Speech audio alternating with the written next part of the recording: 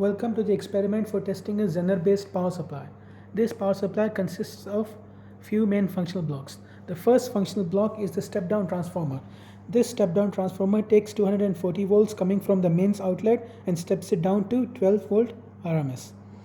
Then the 12 volt RMS passes through the bridge rectifier. These four diodes make up the bridge rectifier. So these four diodes over here make up the bridge rectifier. This bridge rectifier produces a half wave sine. That half wave sine will have a frequency of 100 Hz. Then that half wave sine is fed to the capacitor. This capacitor will fill in the gaps and that will smooth out the voltage. And then finally there is the Zener diode.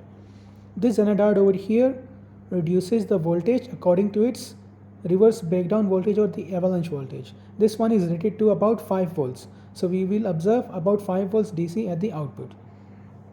So now let's look at the waveforms.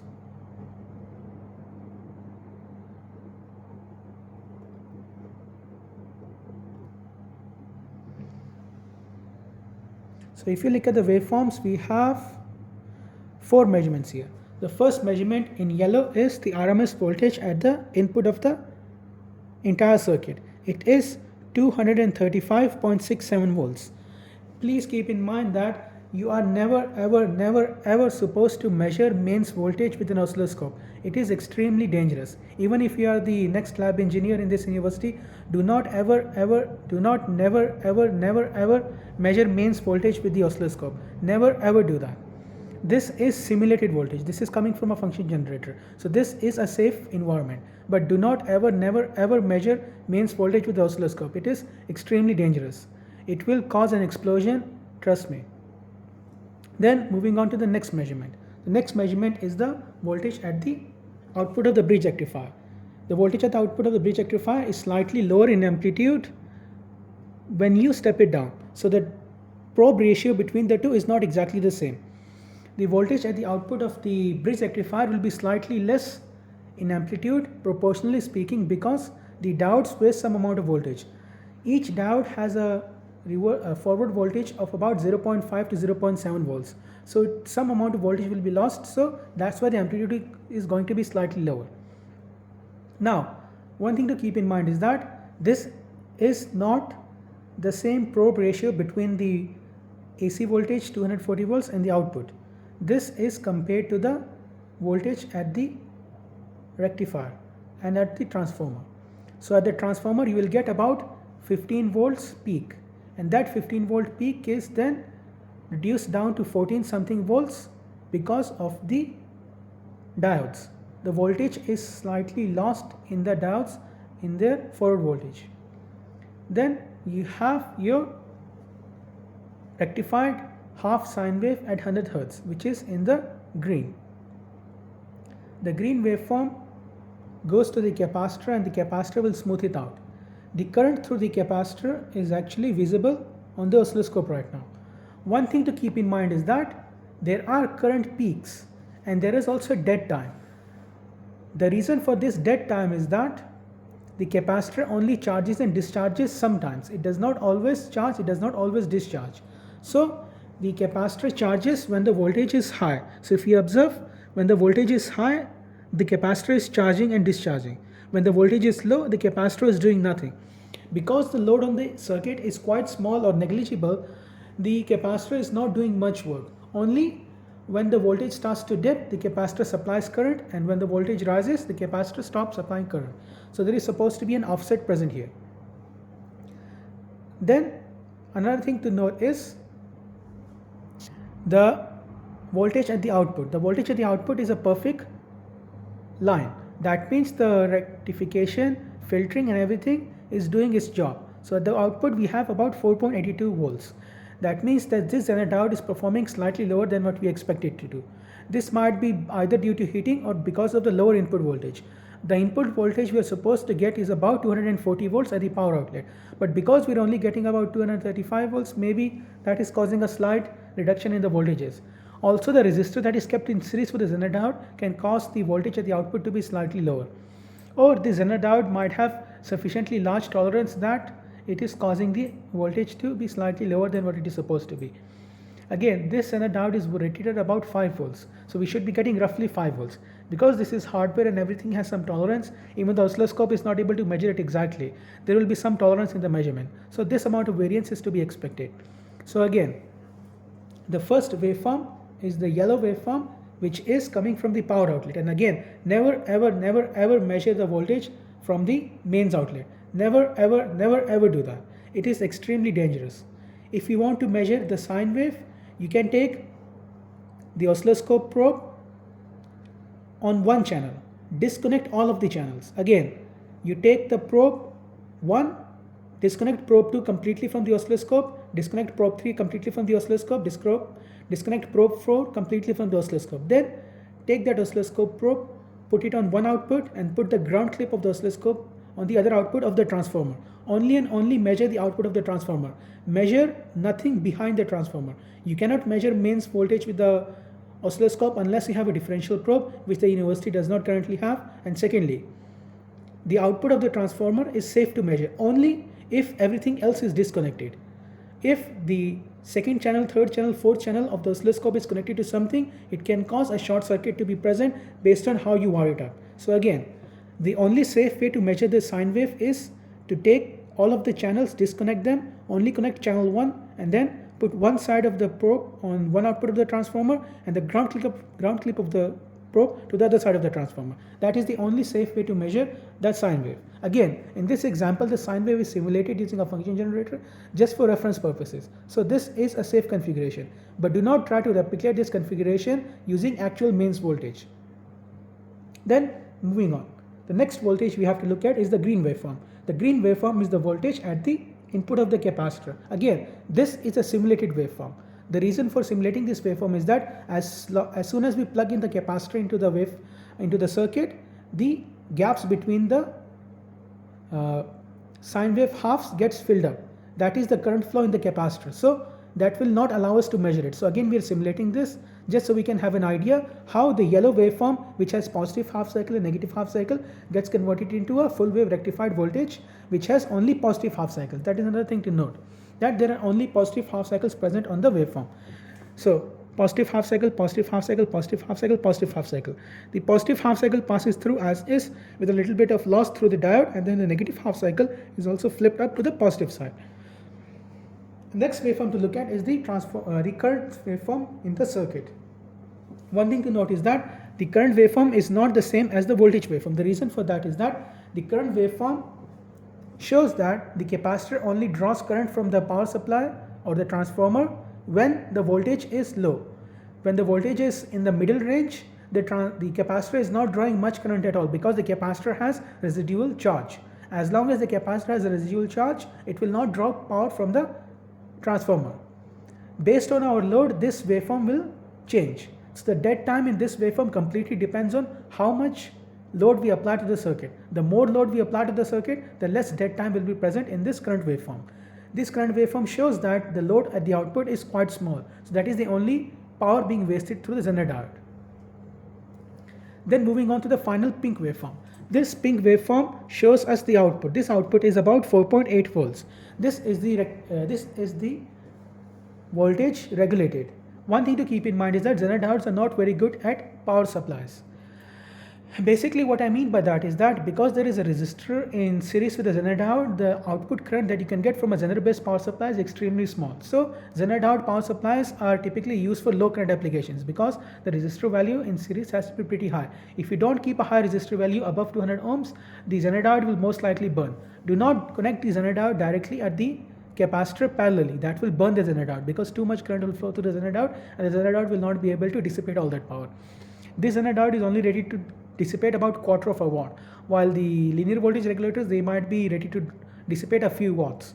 So this Zener diode does not have any thermal mass for heat to soak into. So this Zener diode will burn very quickly. So whenever you're running this experiment, after you're done with the experiment, do not grab the Zener diode. Just wait for the Zener diode to cool down for 5 minutes before you touch it. Most likely it will be hot, and the reason for that being that the heat is being dissipated in the Zener diode. The lack of heat sink means that the energy is going nowhere else other than to heat up the glass body. So it is another safety precaution you have to take. And that is it for the Zener diode power supply. Thank you. So next up, it is the linear power supply using the LM7805. Make sure to check the video for the Zener power supply to have an idea of how the circuit works. So again, to repeat, first of all, there is a transformer. This transformer takes 240 volts and steps it down to about 12 volt RMS. So 240 volt RMS at the input, 12 volt RMS at the output. Then this voltage is taken by the bridge rectifier on the top and on the bottom.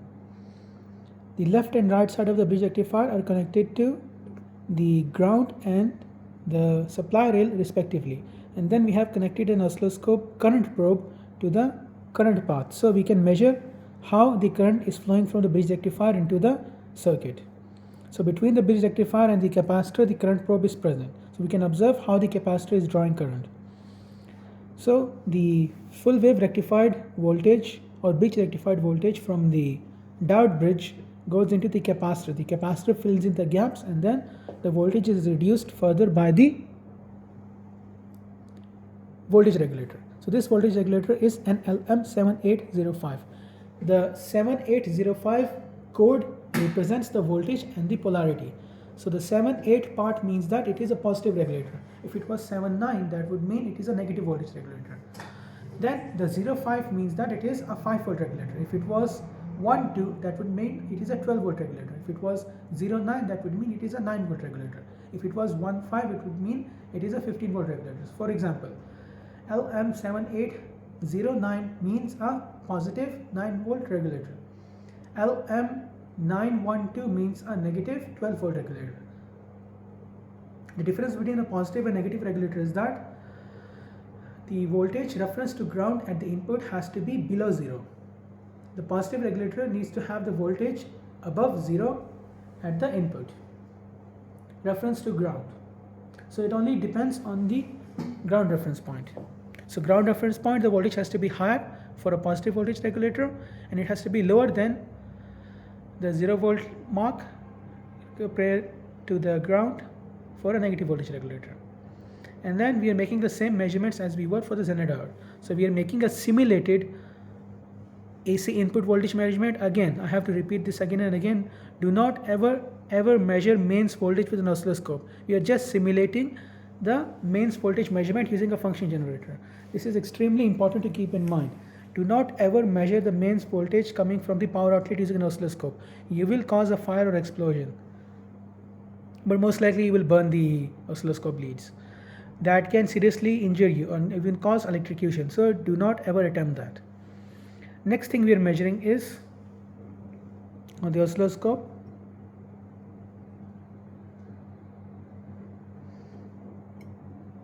the voltage at the output of the capacitor, at the input of the capacitor. So first of all, the mains voltage at the transformer's input, which is about 235 volts.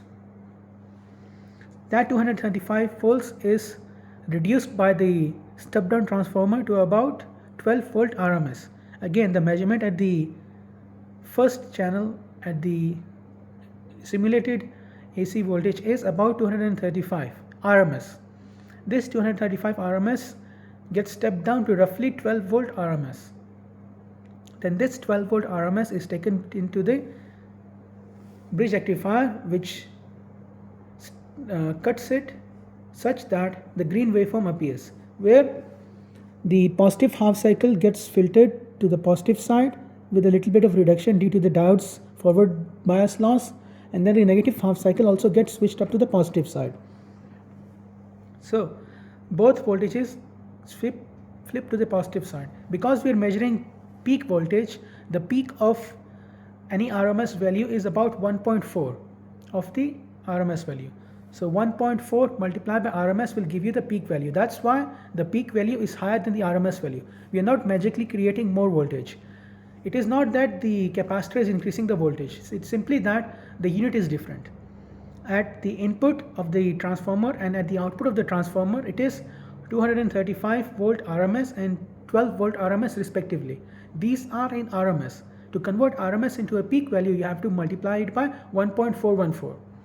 So if you convert the 235 volt into peak, you will get about 350.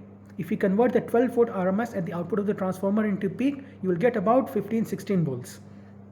So then this 15-16 volts is slightly reduced by the forward bias of the diode. So you don't get exactly 15-16, you get little bit less. So in this case, we're getting about 15.6.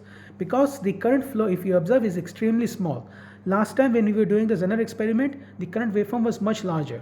The larger current waveform meant that it is drawing more current through the diodes. The more current it draws through the diodes, the larger the voltage drop across the diodes will be, because the voltage drop across the diode is exponentially proportional to the current.